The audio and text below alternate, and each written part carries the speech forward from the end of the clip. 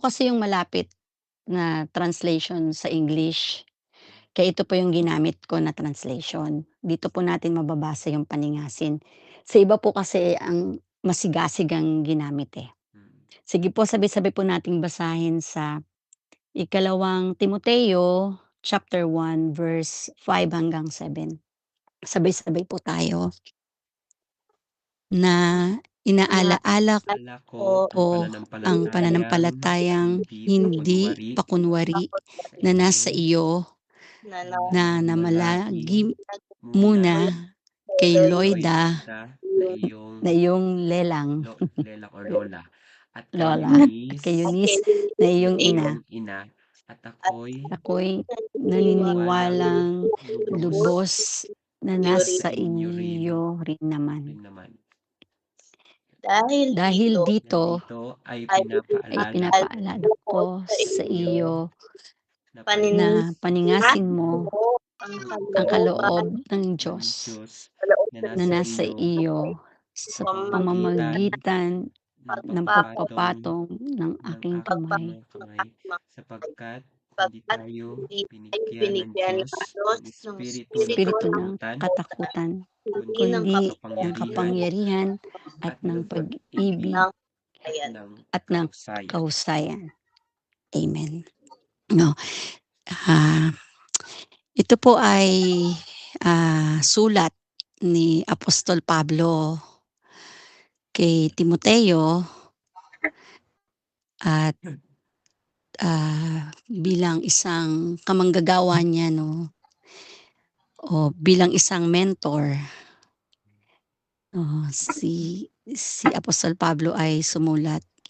Hindi ko alam kung ano yung pinakakalagayan ni Timothy, pero kung makikita natin dito sa sulat niya, siya'y nagbibigay ng paalaala kay Timoteo at yung paalala na sinasabi niya, paningasin ang kaloob ng Diyos 'no.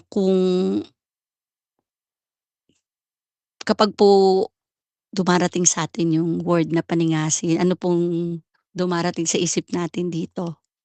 Ano pong nai-imagine natin kapag yung word na paningasin ay ating napapakinggan? Parang ano yun, parang pinapaypayan natin yung uling, Eh, 'di Mm, amen, ba?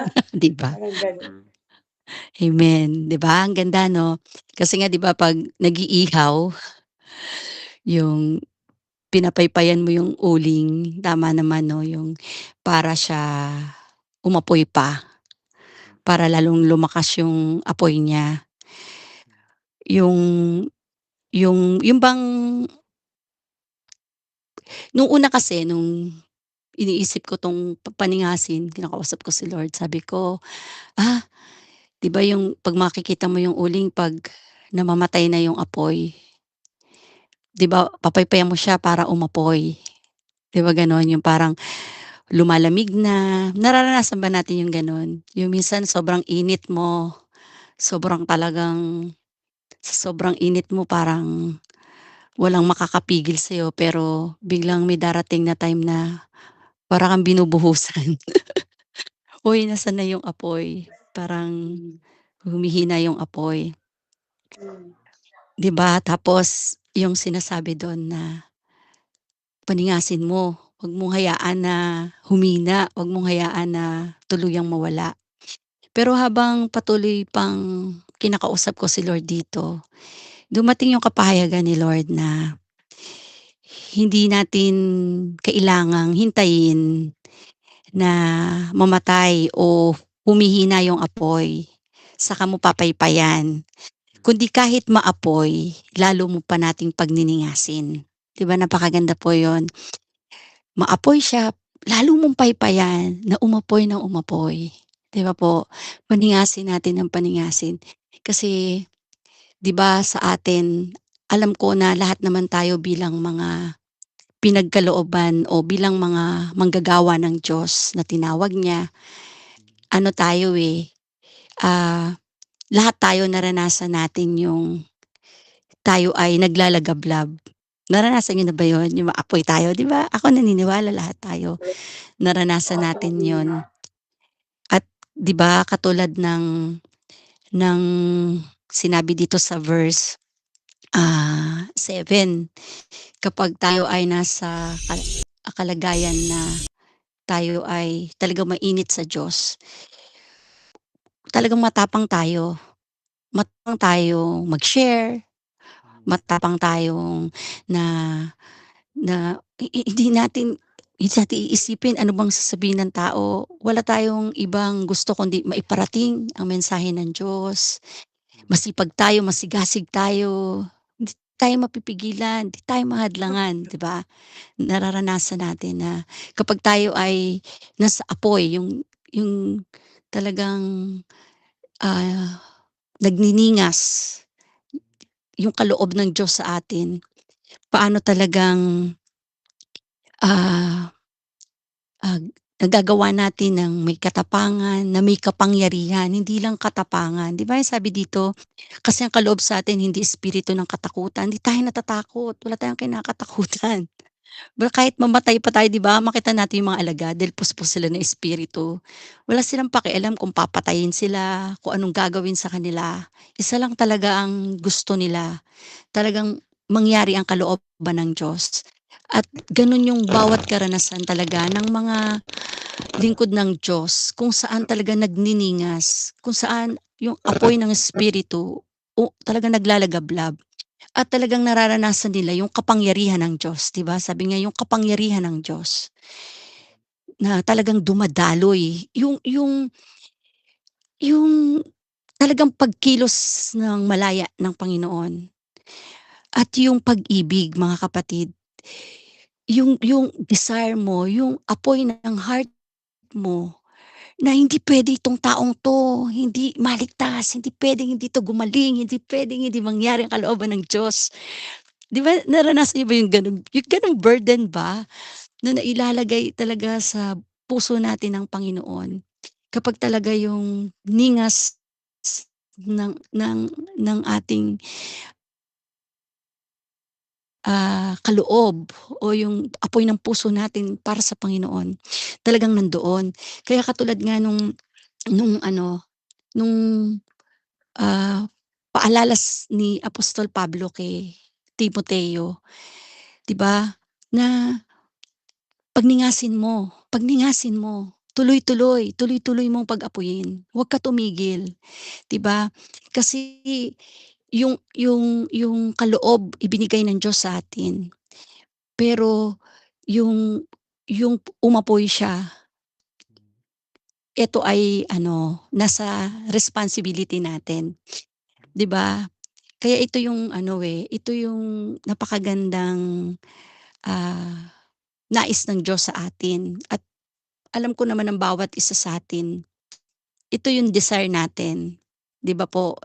Alam ko ang Holy Spirit may conviction niya, meron siyang bawat isa sa atin meron siyang kung paano niya tayo gusto ah, na talagang yung kaloob na binigay niya sa atin na kung gaano niya nais na talagang, maranasan siya ng mga tao, maramdaman ng mga tao yung pagmamahal niya, maramdaman ng tao yung kaligtasan na gusto niya. Kaya 'di ba nagkaka-desire tayo sa family natin na sila rin maligtas, 'di ba?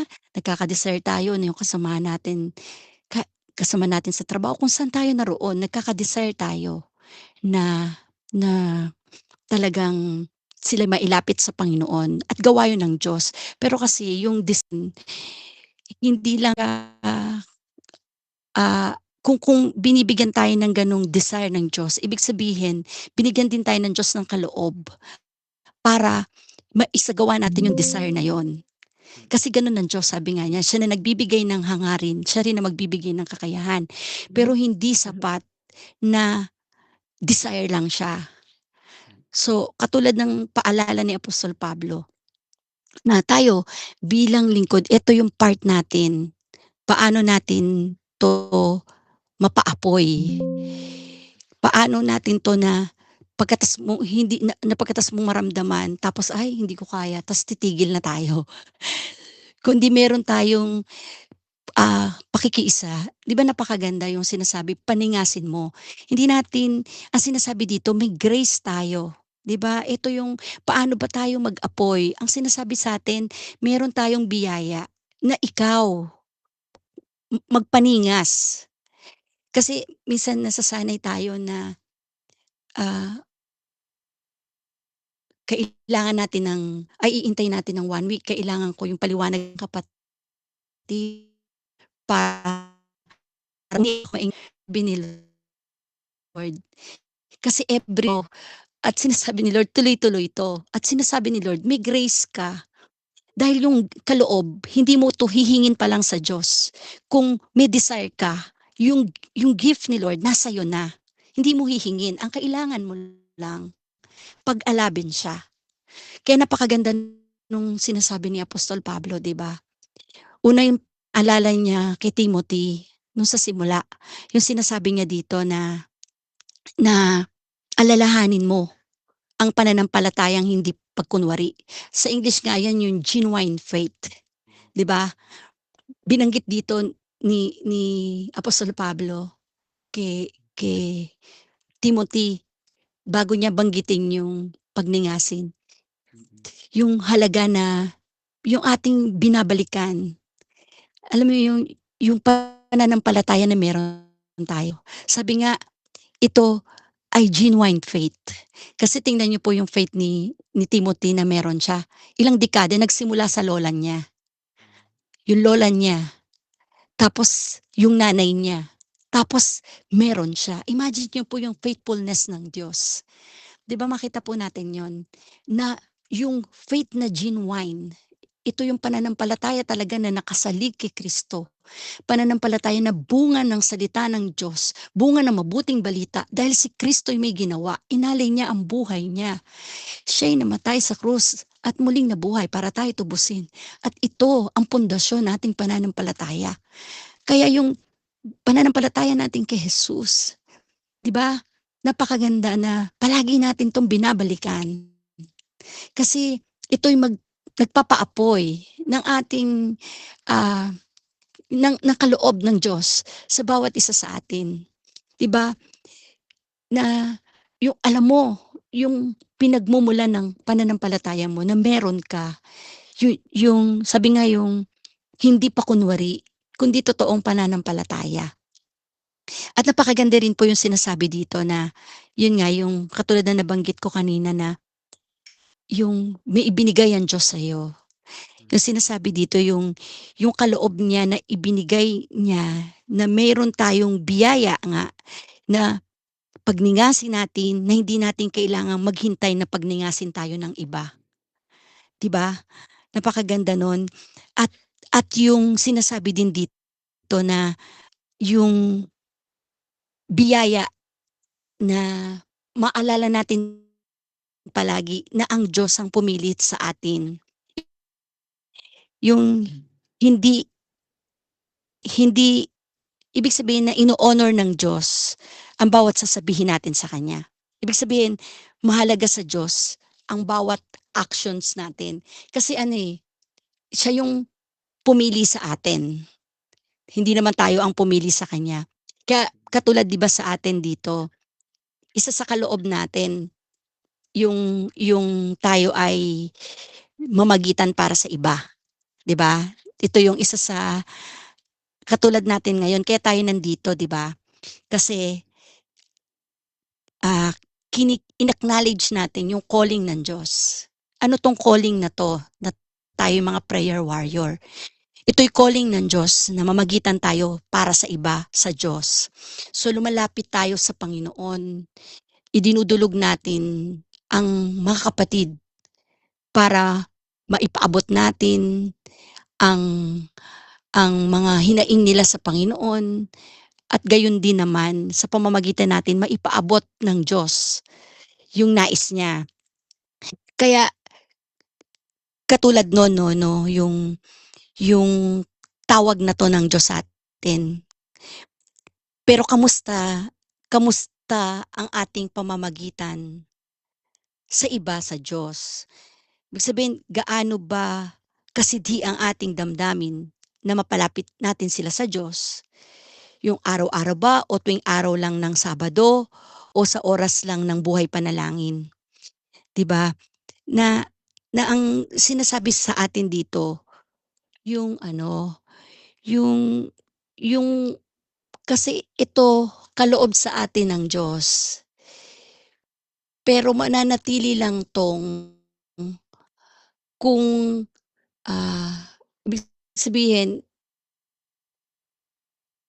yung yung apoy nito ay nakadepende talaga kung paano tayo nakikiisa sa Kanya na na ito ay, talagang nagbubunga sa ating kalooban. Kasi katulad kasi ng tagapamagitan, hindi lang 'to damdamin mo sa mga tao na mailapit sa Diyos sa araw lang ng Sabado. Ito ay damdamin na talagang kung ano nararamdaman ng Diyos. Kasi yung damdamin natin na gumaling ang mga tao, mailapit sila sa Diyos o yung mga ipinapanalangin natin, ano 'to, espirituwal na damdamin 'to, hindi 'to mula sa atin, mula 'to sa Panginoon, 'di ba? Hindi naman natin kayang mag-desire ng mula sa Diyos, eh, maliban talaga na iyon ay gawa ng Diyos at napakaganda nun. Pero ang kalooban ng Diyos, hindi lang 'to, manatiling ganito, kundi paano yung damdamin niya kung paano niya nararamdaman. Halimbawa yung burden niya na gumaling ang isang tao, gano'n natin nararamdaman yung burden na ilapit ang tao sa Panginoon.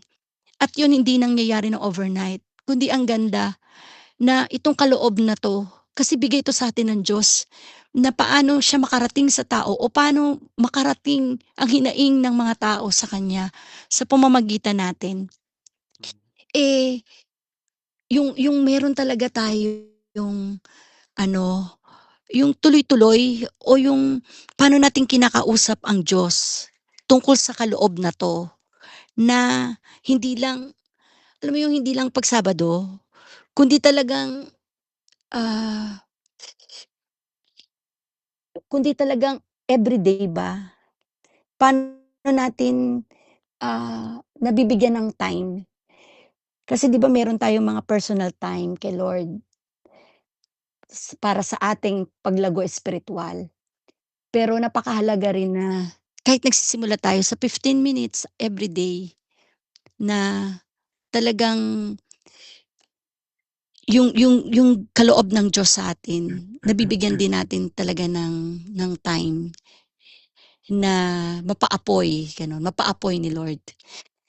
Iyon, kaya napakaganda lang na katulad nung mensahe ni Lord sa atin, ah, meron na tayong kaloob, binigyan tayo ni Lord ng kaloob at magamit natin yun sa ikapupuri ng Diyos, sa ikaliligtas ng marami, 'di ba?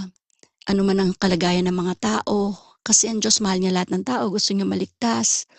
Pero, ah, yung ibinigay na sa atin, pero talaga yung halaga na natin bilang manggagawa yung pakikiisa, na paano palaging pag-alabin natin, pagningasin natin yung kaloob ng Diyos sa atin. Kaya iyon, yun lang yung halaga na palagi nating isaisip na, ah, ano na tayo, pinili tayo ng Diyos, meron na tayong kaloob, meron tayong, genuine faith, 'di ba, napakaganda. At ang espiritu ng kapangyarihan, pag-ibig, pagpipigil sa sarili binigay na ng Diyos sa atin. Kaya wala tayong kulang para mangyari ang kalooban ng Diyos sa atin. Kaya yung halaga lang talaga na mag-focus tayo kay Lord, i-seek natin siya. Talaga yung pagbibigay natin ng time, tsaka ang pinakaimportante dito mga kapatid, yung pagiging consistent natin. Yung tuloy-tuloy, kasi 'pag paano pa ano-ano tayo, pasulpot-sulpot, ano yun, eh, Kaya iyon yun yung mensahe ni Lord para sa atin bilang mga prayer warrior na pinagkalooban niya ng ng, Mm. gift Mm. na mamagitan para sa iba. Grabe, alam niyo ba ang tunay na battle nasa panalangin? Yung nung panahon dati, sa prayer pa lang, 'di ba makita mo, nakikita nila yung laban, Mm. sila-sila na lang yung yung magkakakampi, sila-sila nag-aaway na. Yung mga warrior ng Diyos nanonood na lang sa gawa ng Diyos. Kasi gano'n yung gusto ng Diyos na makita natin. 'Di ba yung talagang, makita natin talaga na yung battle nandito sa prayer. At yung truth na yun mag-deep tayo dun, maging mas mag-init 'no. At alam ko maraming gustong gawin ng Diyos. Mas marami siyang gustong makita natin kasi katulad ng mga sakit o anumang sabi nga sa kaharian ng Diyos walang crisis, sa kaharian ng Diyos walang karamdaman, Mm. 'no. Pero yung kahit nandito tayo sa imperfect na mundo, pero yung makita natin yung ano, yung victory na meron na kay Christ. Pero ang halaga na yung apoy talaga natin mapanatili natin na umaapoy ng tuloy. Hindi tayo maghihintay na bumaba tsaka papaypayan, kundi 'wag Mm. nating payagang bumaba, kundi tuloy-tuloy nating paypayan hanggang lumaki ng lumaki, hanggang hindi na lang tayo makahawa tayo ng iba, hanggang sa maluwalhati ang Diyos sa kung ano yung tawag niya sa'tin. Talagang yung purpose ng life natin saan man tayo naroon, talagang nangyayari at yung mga kapatid, mga manggagawa, talagang naanuhan natin, nai-influence natin na talagang mag-apoy sa Panginoon. Kaya purihin ang Diyos sa umagang ito. Napahaba yata ako. Amen. Thank you, Okay lang Lord. po, Pastor Agnes. Salamat po sa buhay mo na Amen. nung kinausap ko nga ano, Ate Agnes, ikaw mag-share kasi na-miss ka na namin, ganyan, ganyan. So, magdagdag lang po ako dito sa mga shinare ni Pastor Agnes, no? So, dito po sa Timothy, mayroong mga problema si Timothy na hinaharap, yang Timothy na hinaharap sa church na pinagkatiwala sa kanya ng Panginoon. Pinapaniwalaan sa pag-aaral na siya ay humawak ng Ephesian Church, yung kabuuan ng Ephesian, kung saan pinapaniwalaan po na maraming mga dumadalo sa church na yon. Para siyang mega church sa panahon ngayon. Dahil doon, sinulatan siya ni Apostle Paul para palakasin yung kanyang kalooban. Sa kanyang unang sulat, sinasabi dito na sa 1 Timothy 1-3 na ini-encourage niya si Timothy at wina-warningan niya dahil ang mga problema, una, may mga false teachers o mga false teaching sa loob ng church na pumasok, na nakapasok. Kaya sinasabi niya kay Timothy na ipagtanggol mo yung doktrina, yung doctrine, yung talagang sound doctrine na sinasabi ni Paul kay Timothy, yung manatili sa katuruan ng Diyos pamagitan ng mga itinuro ng mga apostles sa Acts 2:42, makikita niyo po 'yan. Pangalawa, mayroong problema sa church leadership. Sa church po kasi meron talagang mga ganyang problema. Sinasabi niya, in-emphasize niya po dito na mayroong qualification para dun sa church leadership. Sumulat siya patungkol sa pag-ordain ng mga bishop, na dapat ang bishop isa lang yung asawa, malinis yung pamumuhay, talagang godly yung pamumuhay niya. Tapos meron din siyang specific na sinulat para sa mga deacons. Yung mga deacons po sumusuporta para sa leadership ng mga pastors or ng mga bishops. Nung pinag-aralan kasi namin yung Book of Acts last time, doon kay pag-raise kay Stephen, kung matatandaan niyo po si Stephen sa Acts chapter 6-7. Ni-raise doon si Stephen, pero bago siya i-raise, sa 7 nila na deacons, kailangan full of the Holy Spirit, merong, integrity sa harapan ng Diyos at sa harapan ng mga tao, gano'n yung kwalifikasyon bago ka maging deacons, na ang obligasyon ng deacons mag-serve lang sa table do'n sa mga widows, magbigay ng kanilang mga ayuda, kasi nga napabayaan na sila. So, marami pong problema na hinaharap si young Timothy. Pinapaniwalaan na siya ay pastor doon sa sa Ephesians. Tapos yun nga yung pag-organize ng church leadership, ine-encourage niya na mamuhay siya at ng buong kongregasyon sa holiness ng Panginoon, sa kabanalan ng Panginoon. Ginagamit niya dito yung mga symbol na fight the good fight, um, sound teaching as a trust, and physical training versus godliness. Sa pangalawang sulat niya po, ina-address niya po dito yung kailangan maging boldness si Timothy sa kanyang natutunan para sa Panginoon. Katulad nung shinare po sa atin Pastor Agnes, yung stir up the gifts of God. Ginagamit yung mga symbols dito na the soldier, the athlete, and the farmer. So, ang ine-emphasize po talaga dito, kung madadagdagan ko lang yung mga nasabi na, um, sabi dito ni Paul kay Timothy, put into remembrance. Kasi ikaw yung mayroong, bilang tinawag ng Panginoon, katulad ng binabanggit ni Pastor Agnes, ikaw yung mayroong kinalaman para mai-remember, maialala sa kaisipan mo yung genuine faith na meron ka na. Kung nakikita niyo po yung screen ko, shine-share ko 'no, genuine faith na meron ka na. Sabi naman ni Peter sa kanyang sulat, precious faith. You have the same precious faith like faith that we have. Yun yung binibigyang diin ni Peter.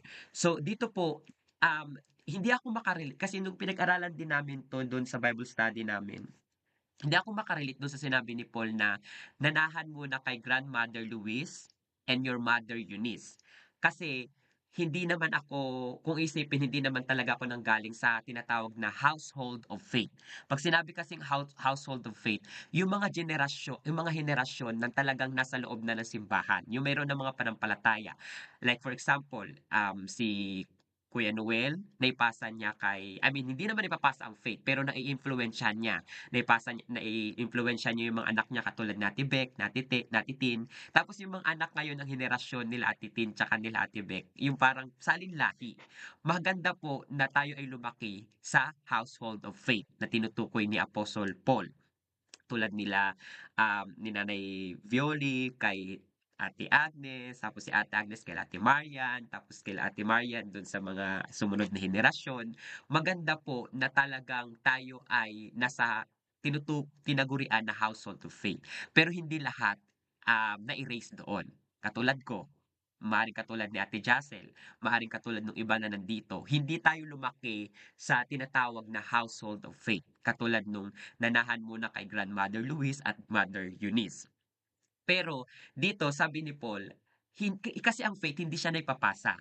Naiimpluwensyahan mo yung mga susunod na henerasyon na magkaroon ng pagkakilala sa Diyos pero hindi siya naipapasa. Pero sinabi ni Paul, nasa iyo din. I am persuaded which is also in you. Sabi niya kay young Timothy. So, sabi sa verse 6, therefore, I remind you. Kaya dito, sinabi na sa verse 5 na I call to remembrance, 'di ba? Tapos I remind you. Dito po papasok yung relationship ng spiritual mentor sa kanyang mentee. Bakit mahalaga na hanggang ngayon meron pa rin tayong tinatawag na mga spiritual mentor? Yes, ang Diyos ang nagtuturo, 100% po akong napalaki doon. Ang Diyos ang nagtuturo, ang Diyos ang naggagabay, pero may mga tinawag ang Diyos para tayo ay erase. Like for example, katulad ng sinasabi ni Paul, kahit magkaroon kayo ng maraming mga tagapagturo, sinasabi niya sa 1 Corinthians, ako pa rin ang nagsimula sa inyo. Kahit nandiyan na si Apollos na nagdilig at ako yung naglagay ng pundasyon, pero hindi maalis na kinikilala ng mga sinulatan ni Paul sa mga Corinthians, Galatians, Ephesians, Philippians, at yung mga Colossians, lahat ng mga churches na sinulatan niya, sinimulan yun ni Paul. Ang nilalagay po natin yung balance ha. Ang Diyos talaga ang nagtuturo. Ang Diyos ang talagang gumawa.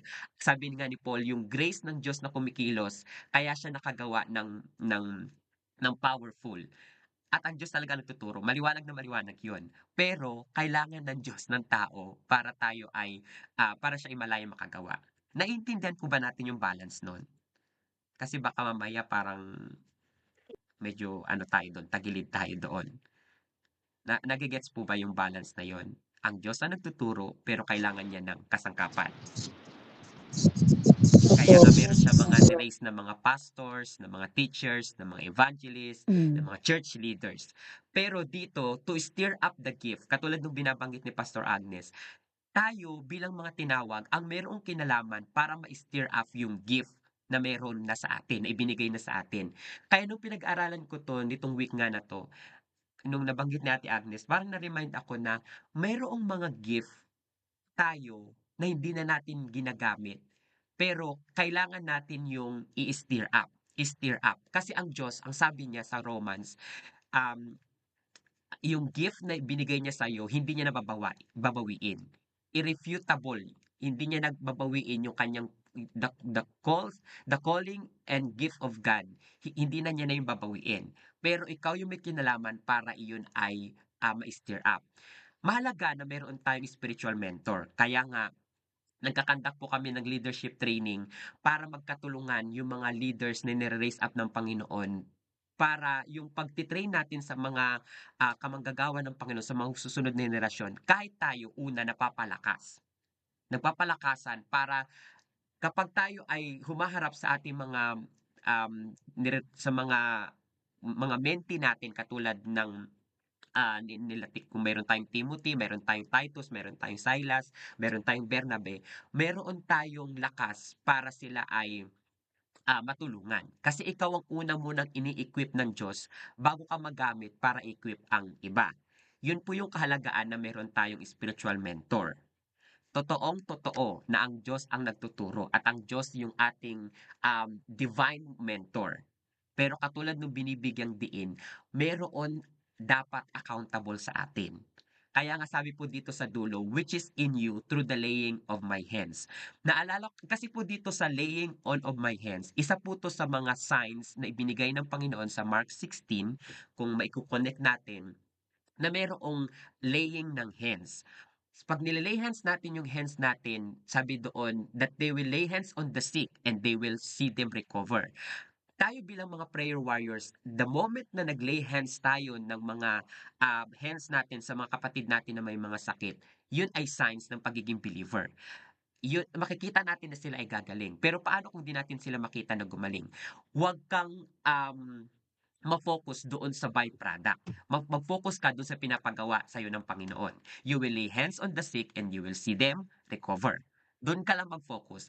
Pero naalala ko dito, kung maalala lang din ni Ate Agnes, naalala niyo po dati, di ba, tinuturuan niyo kami mag-preach, tinuturuan niyo kami na gina-guide niyo kami dati na mag-preach, si Ate Arlene dati kung paano mag-facilitate ng mga Bible study. Pero naalala ko dati nung Mhm. preaching namin, mayroong gabi noon, di ko alam kung Friday ata yun or Wednesday, na nilay hands mo kami noon, dalawa ni Michael. Natatandaan niyo po ba yun, Mm. Ate Agnes? Yun. So doon makikita natin yung halaga na meron tayong spiritual mentor. Kasi totoong-totoo na ang Diyos ang nagtuturo. Wala po akong against doon.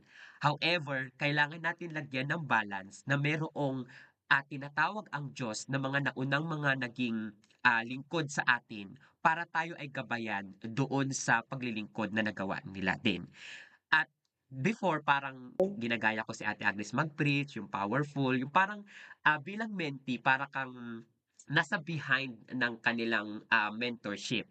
Pero later on, lalabas at lalabas din yung gift na ibinigay sa'yo ng Git Panginoon. mo. Parang nagiging Amen. ehemplo lang sila, pero later on, makakalabas ka ng malaya kung saan ka talaga tinatawag ng Panginoon. Kaya before parang mo silang mini-mirror na gusto kong mag-preach katulad nung preaching ni Ate Agnes, gusto kong mag-teach katulad ng pagti-teach ni Ate Arlene no, na malalim, na nabubusisi niya. Yun ay naging ehemplo ko para makarating kung saan ako ngayon naroroon. However, nagkaroon man ako ng maraming mga teacher sa body of Christ, online man or face to face, pero hindi ko nakakalimutan yung root ko. which is sa The Lord Dreams Ministry at yung um, mentorship ni Ate Arlene at saka ni Ate Agnes. So, dun ko lang po medyo ikakat na kasi napahaba na ata ako. Ang importansya talaga dito is katulad ni Timothy, marami tayong pagdadaanan sa ating buhay paglilingkod. Meron tayong 12 person na nandito sa room ngayon. Marami po kayong malaki yung pinagkatiwala sa atin ng Panginoon. Malaki yung tawag sa atin ng Panginoon. Lagi kong naririnig yan dati kay Ate Agnes, kay Ate Arlene. Pero nung nakaapak na ako doon sa calling ng Panginoon, gusto ko na ding sumuko. Kasi sabi ko, Lord, hindi ko to kaya. At hindi to basta-basta na parang makakatayo ka na matatag sa sarili mong kaparaanan. Pero dito pinapaalala sa atin mahalaga katulad nung paalala sa atin ngayon ng buhay ni Ate Agnes, you need to stir up the gift of God. You need to stir up the gift of God. Put into remembrance kasi nakakalimutan ng isip, I remind you. Yun po yung mga verb na tinutukoy dito.